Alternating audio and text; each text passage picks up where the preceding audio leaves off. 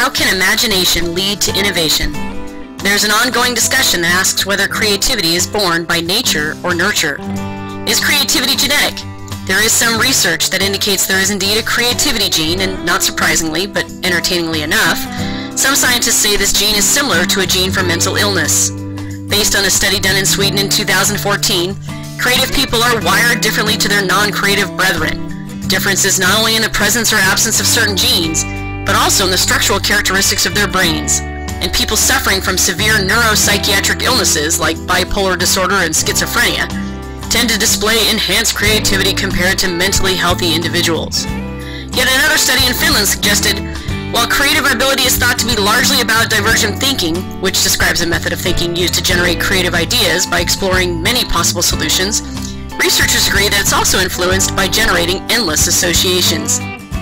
And this is where my opinion about creativity and innovation lies, in the connections you make among your ideas. Sure, some may be more prone to generating those ideas, but scientists haven't discounted practice in nurturing creativity either.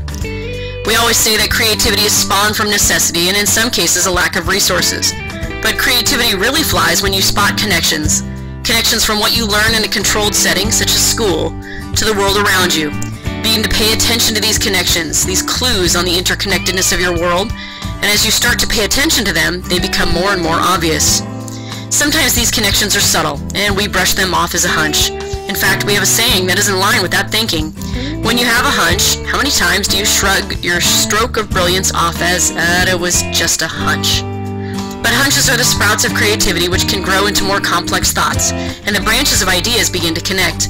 And when these hunches start to connect ideas, innovation is born. In education, the task is not teaching the kids academic content. It's about creating an environment where hunches are heard and ideas are tested in a safe, judgment-free zone.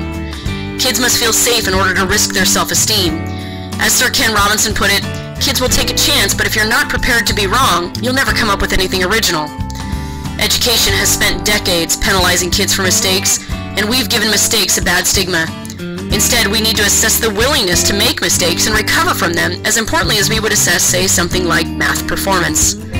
This leads to the most important characteristic that I think is missing in children: resilience, grit, tenacity. They must rekindle the willingness to fail, to get up, and to give it a go again.